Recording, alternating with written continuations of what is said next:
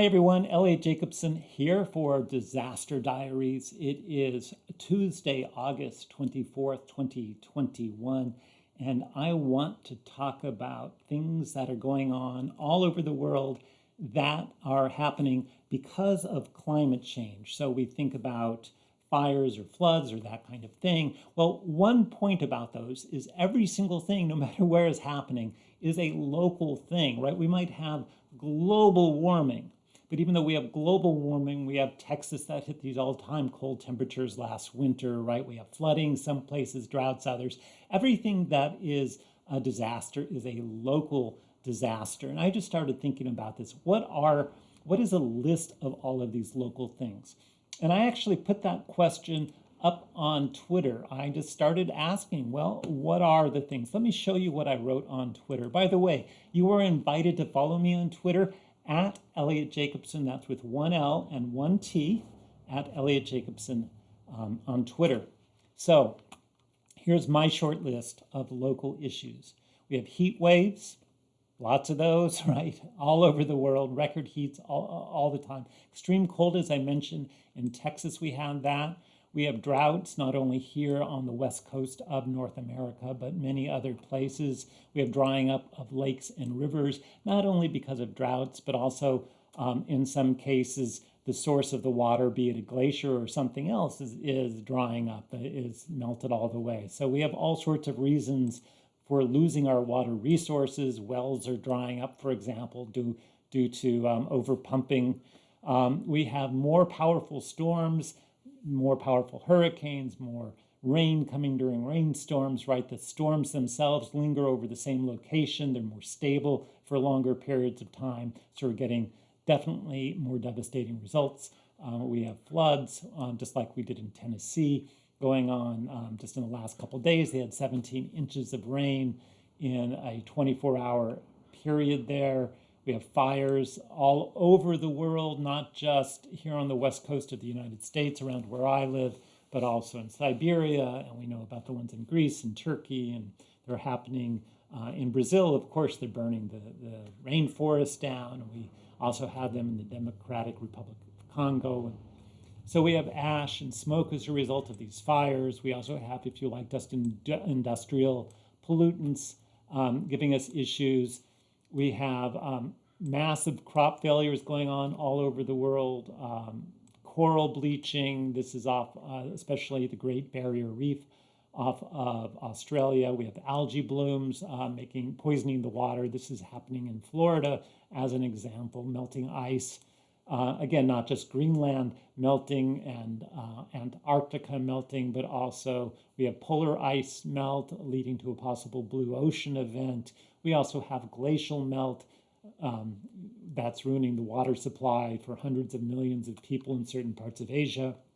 We have sea level rise that, yes, ultimately we're going to have meters of sea level rise, but it is happening fastest in certain locations. For example, on the east coast of this country, the rise is uneven due to, for example, thermal heating of the water that tends to make it expand faster, the tides, the winds, things that push water around. So even though we might have a millimeter or two of rise, that can lead to many inches of rise in certain locations around the world, or feet in some cases. We have ecosystem collapse, whether it is the manatees off of Florida or the salmon that are on the west coast here, where the hot spell simply fried them in their very shallow rivers and streams. And of course, again, the Great Barrier Reef, we have ecosystems collapsing, and then we have species going extinct at one of the highest rates sort of in recorded history, or any history that we can reconstruct, losing somewhere on the order of 100 plus species a day. So I asked on my Twitter, what did I miss, right? What did I miss? And I actually got a number of great responses, and that's what I want to share with you, are some of these responses. So I should add, and I did in my tweet, this is a list of consequences of climate change. Earthquake, volcanoes, they're local as well, but we don't really think of those as consequences of climate change. But in some cases, earthquakes are created by men. For example, our fracking in this country created swarms of earthquakes in Oklahoma, just as an example. But what I really like is that I was sent this article from The Guardian, how climate change triggers earthquakes, tsunamis, and volcanoes. So apparently there is a connection, and I would have never thought about that. But thank you again to The Guardian for all of the great work you guys do. You continue to just be right on top of all angles of climate change. Greatly appreciated, and thanks for this link. Somebody said, don't some earthquakes happen due to isostatic rebound?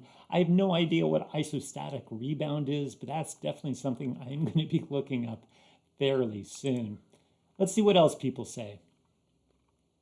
So let's see the breakdown of traditional religion and the spin-up of apocalyptic cults. Well, all right.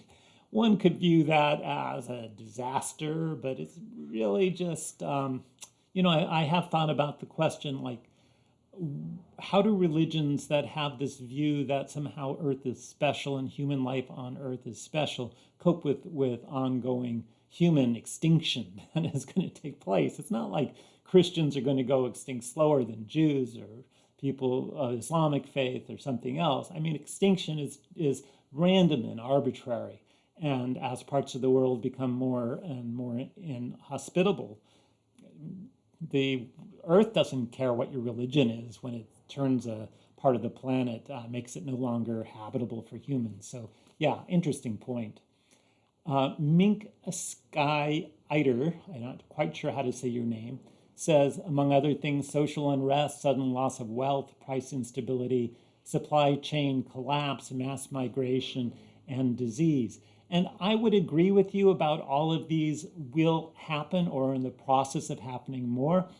They are not direct consequences to the planet of climate change. They are sort of consequences to human culture and human civilization, with the exception of disease. It is certainly the case that diseases will become much more robust as the planet warms. There's going to be diseases that could only survive in certain climates that suddenly have much larger expanse for that climate. For example, malaria or West Nile virus, right? And then there are going to be the ongoing issues we have with new variants of COVID coming. So I would say, yes, I agree with disease as being something I could add to sort of that list of local problems. And I agree with all the rest. I just don't think they quite fit the definition I was looking for.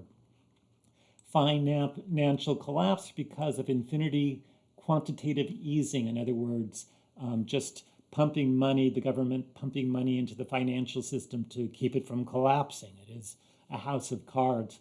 We are in a huge bubble. We're in a stock market bubble. We are in a bubble of housing and in Bitcoin and other virtual currencies, and many other things are in a bubble. It's been kind of called the ultimate bubble. So essentially when this one breaks, there is nothing left that we can do to support it. So yes, eventually we are going to have a financial collapse.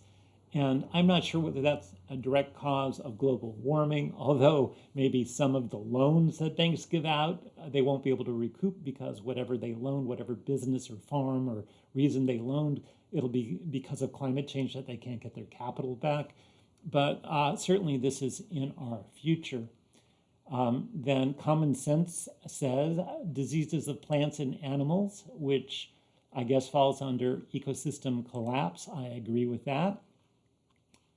All species of trees have been dying prematurely, calling this a global issue. Well, it's not quite global because different species die in their own way. So for example, here in Southern California, we have bark beetles, right? So you might have a different disease. So we had an avocado tree and it died in a day when it hit 110 degrees here in Santa Barbara. So things do die globally, right? But it's not a global issue. Each death is for a local reason that has to do with local effects of climate change. So my trees in my backyard, especially my olive tree, is suffering terribly for lack of water. Put that same tree in Tennessee and it's not going to have any issue with water, right? So there is a global issue, just like human extinction is a global issue, but it's the local disasters that are causing it. And last, Hugh says 400,000 tons of unspent nuclear spent fuel dependent on grid power to keep it from burning unquenchably. Yes, this is another issue that not many people know or think about, but it is absolutely one that is going to be very painful for this planet. And we're not sure when this one will happen, but essentially, as our water and grid power start collapsing, again, very locally, some local power plant might not be able to get the power it needs to sustain the cooling of the fuel rods, whether they are ones that are spent or ones currently in use. So this is a global problem that we will be facing. I believe we will mostly be well aware that things are going downhill before that one comes to pass. So this is my list. I want to invite you to add to it, and I would eventually like to turn this into something. I think that's great, the things that I've got so far. But look, there used to be this expression, think globally, act locally. The idea that we have the global issue of pollution or climate change or CO2 levels, right? But what can I do locally? I can walk, I could ride a bike, I could eat less meat, whatever I can do. And that sort of puts the burden on the individual to solve this problem. This problem is not something individuals can solve. This is either going to be solved by essentially all governments at COP26 somehow agreeing at the same time to that this is the only thing that needs to be done for every country on the planet. And let's just look, everybody, stop going to work. We will make sure you have food, stay at home, don't drive your cars. We're going to transition out of fossil fuels. In the meantime, we're going to start sending aerosols into space to deal with the aerosol masking effect, whatever, right? But definitely we're talking not about right now, not think globally, act locally. It's really more like think globally, because we have a lot of problems everywhere, but we're going extinct locally.